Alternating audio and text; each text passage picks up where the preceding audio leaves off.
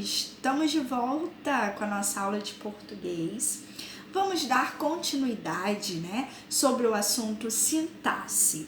Já que nós fechamos morfologia, já iniciamos na aula passada sobre sintaxe, nós vimos lá como que é a frase, oração e o período. Hoje nós iremos falar sobre os termos essenciais.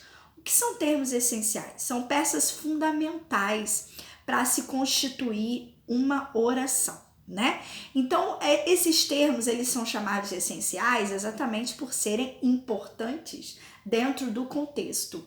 E que termos essenciais são esses? São os chamados sujeito e predicado. É isso mesmo, nós vamos ter hoje, somente hoje, vamos falar do sujeito e vamos deixar o predicado para a próxima aula.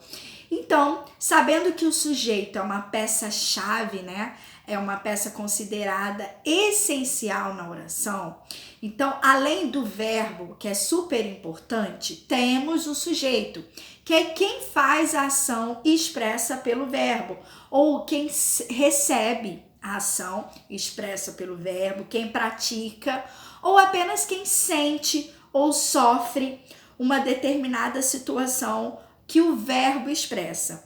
Então, este é o sujeito, tá bom? Vamos colocar aí agora, vou colocar para vocês, a folhinha resumitiva a respeito dos tipos de sujeito. Olha aí para vocês verem. Então, sujeito, nós temos os tipos de sujeito, que é o simples, composto, oculto, Temos o sujeito indeterminado e a oração sem sujeito. Então, essa folhinha resumitiva vai ajudar bastante a entender sobre os tipos de sujeito. Na verdade, nós temos 5 tipos de sujeito e nós dividimos aí esses 5 tipos em sujeitos determinados e aquele que não determina, tá? Determinado e não determinado, porque não tem como determinar quem faz a situação que é expressa pelo verbo. Então, dividindo assim, nós vamos iniciar o sujeito simples, composto e o que nós chamamos de oculto, tá?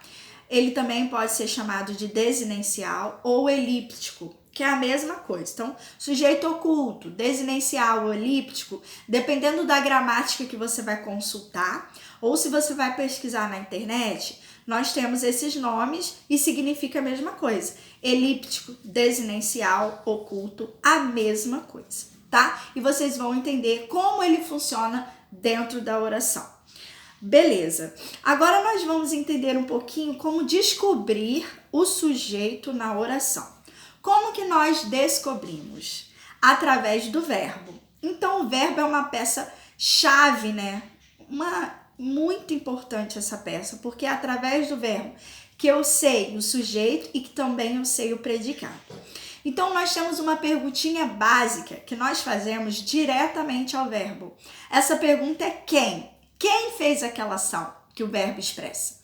E logo nós teremos uma resposta. Essa resposta é o sujeito da oração, tá? Então, nós temos perguntas quem, Quem é o verbo?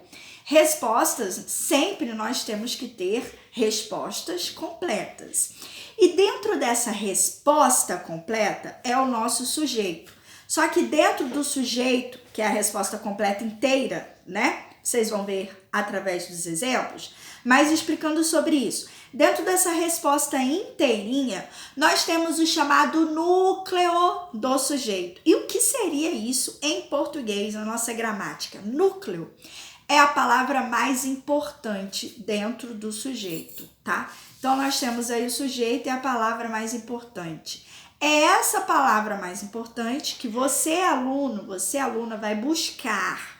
E é através dessa palavra mais importante, chamada de núcleo, que você vai classificá-lo. Então, aí você vai conseguir identificar se o sujeito é simples, por exemplo, ou se o sujeito é composto, ou ele pode ser também um sujeito oculto, Desinencial, elíptico, como eu disse, significa a mesma coisa.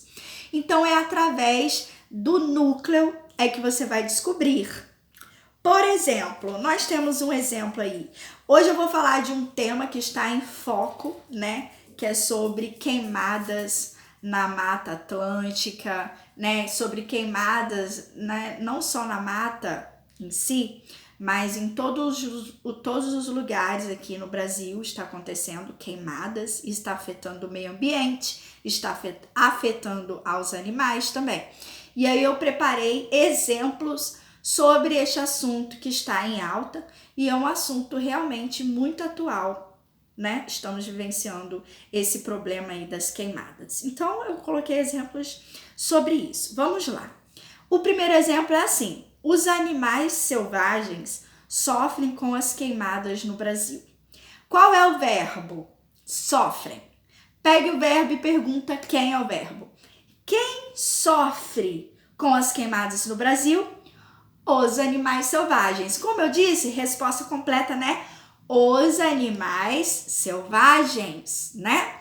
Dentro dessa parte, tudo isso é o sujeito. Destaquei aí os animais selvagens como sujeito. E eu vou pegar só o principal, que seria o núcleo. Então, selvagens está caracterizando animais. Os está determinando quais animais? Os animais. Então, a peça-chave aí, o núcleo é animais. Então, animais seria o núcleo do sujeito. Eu tenho quantos núcleos aí? Um núcleo, que é animais. Selvagem e hoje não conta, né? Selvagens é apenas a característica desses animais. Poderia ser animais domésticos, animais de estimação, outros tipos de animais, mas eu falei selvagens. Então, selvagens é o tipo de animais, mas o núcleo, a parte mais importante, animais. Se você ainda tiver em dúvida no que seria, ou o que seria o núcleo aí do sujeito, é só você retirar essa palavra da oração e você vai notar que faz uma tremenda diferença. Então, se eu tirasse animais, os selvagens sofrem com as queimadas no Brasil. Que selvagens é esse? Você não vai saber. Então, se eu tirar selvagens, os animais sofrem. Você consegue entender, né? Então, o sentido continua o mesmo. Então, por isso é a palavra mais importante, porque ela não pode ser retirada da oração. Por isso ela é chamada de núcleo, porque de forma alguma você pode retirá-la, tá? Senão dá um outro sentido ou gera dúvidas, né? Então, o sentido tem que ser completo, por isso o núcleo ele é tão importante. Beleza, os animais selvagens, então eu tenho apenas um núcleo, que é animais, então eu classifico esse sujeito como sujeito simples. Então, o que é sujeito simples? Quando eu tenho apenas um núcleo do sujeito. Aí ele é sujeito simples, viu? Só isso, ó. Tranquilo. Sujeito composto, obviamente, se é composto, ou seja, tem mais de dois núcleos, dois ou mais, né?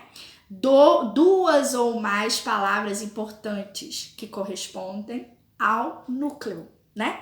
Então vamos lá. Um exemplo, outro exemplo. Os animais e as pessoas sofrem com as queimadas no Brasil. Quem sofrem? Os animais e as pessoas. Então aí eu não posso tirar nem animais e nem pessoas. Nós temos dois núcleos aí, duas palavras importantes, que são pessoas e animais. Se tenho duas, sujeito composto. Se eu tenho uma, sujeito simples. Bom, eu acho que não dá para confundir o sujeito composto do simples, porque ele é bem óbvio, né? Bem direto. Beleza, agora nós vamos partir para o sujeito oculto, tá? Também chamado de desinencial elíptico. E aí, como que é isso? O sujeito oculto, o nome já diz, ele está oculto porque ele está escondido por trás do verbo. E como que eu vou descobrir?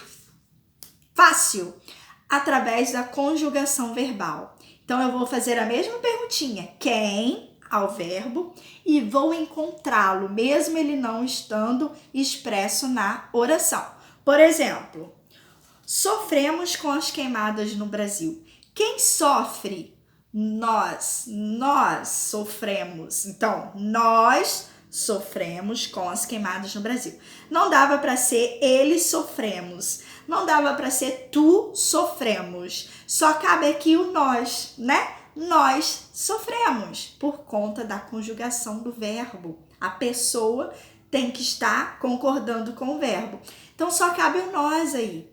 Nós, sujeito oculto. Nós, sujeito desinencial. Ou nós, sujeito elíptico. Dependendo da gramática que você consultar aí. Pode ser um desses três. É a mesma coisa. Então, ele está escondido. Através da conjugação verbal, eu consigo achá-lo. E não me resta dúvida. Fácil. Então, quando eu sei quem fez a situação, só que ele está escondido, né? Através da pessoa verbal aí, né? Da conjugação verbal, eu descubro, achei o sujeito oculto. Ele já não é mais oculto, porque eu consegui achá-lo. Beleza? Olha aí.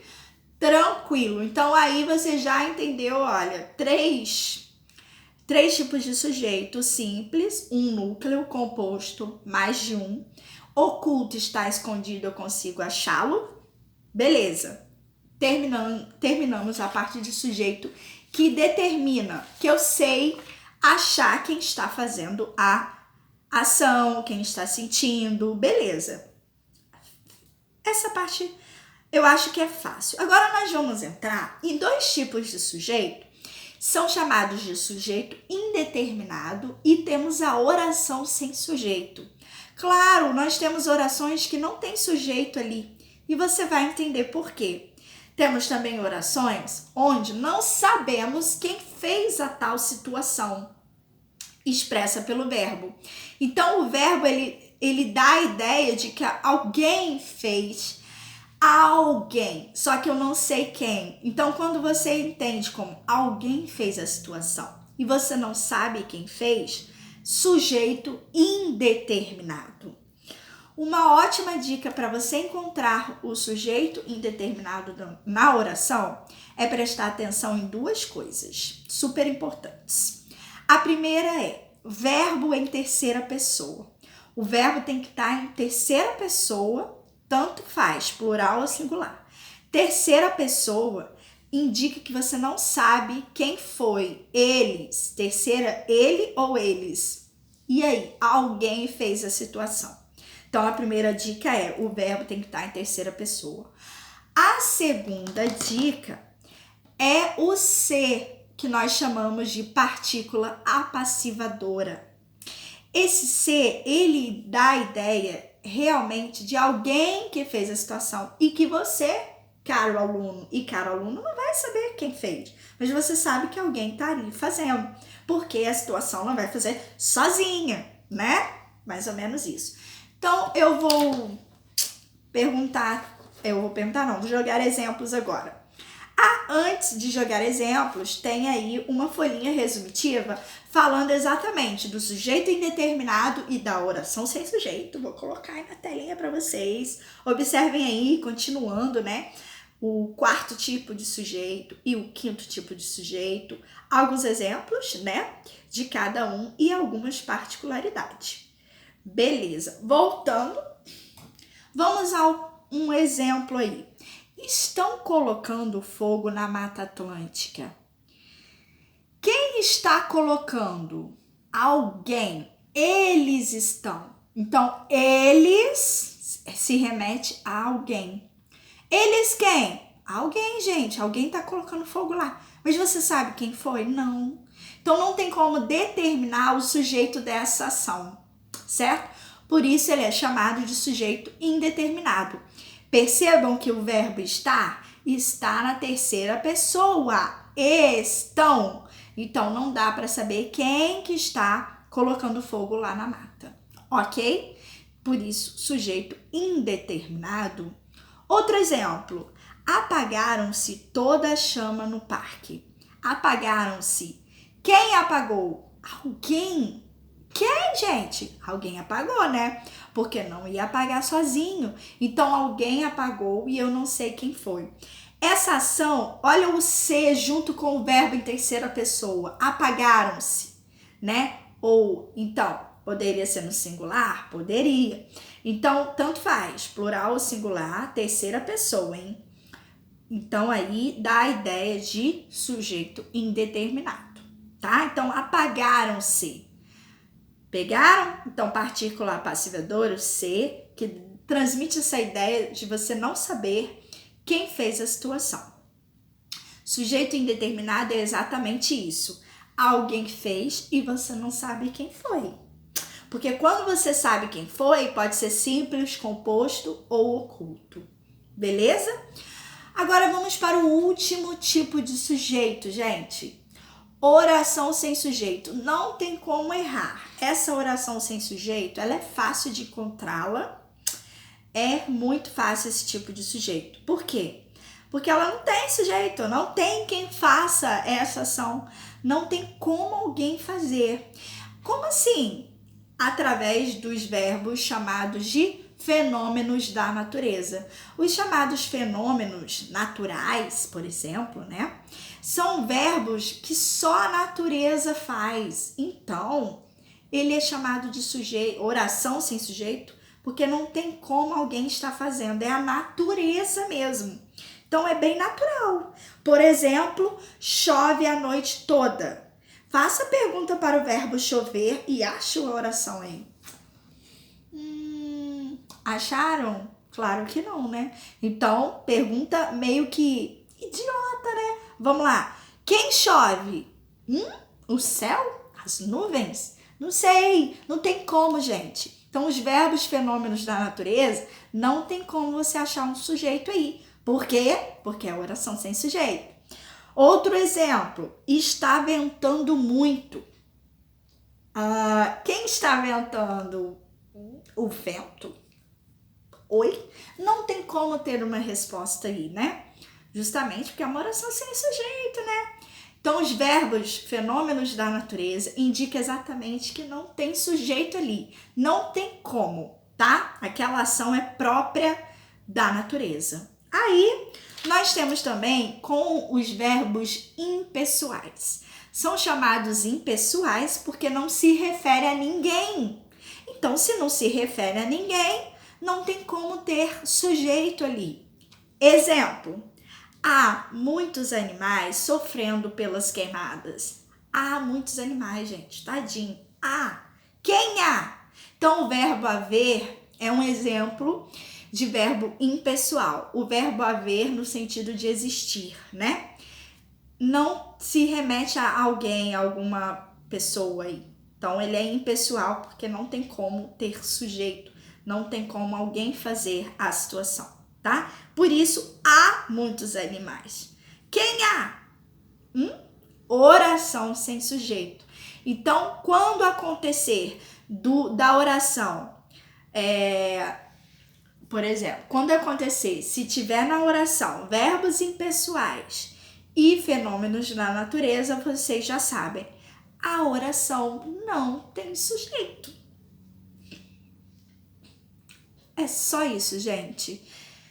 Bom, eu espero que vocês tenham entendido aí sobre os tipos de sujeito, são apenas 5, tá? É só focar nos exemplos, nas dicas que eu passei e não tem erro, não dá para confundir um e outro não. Vocês vão ver através dos exercícios que eu vou passar para vocês também. Tá? E na próxima aula falarei sobre predicado e os 3 tipos de predicado que nós temos, ok? Espero que vocês tenham gostado e tenham aprendido. Dúvidas? É só me mandar perguntas. Um beijo para vocês e até a próxima aula.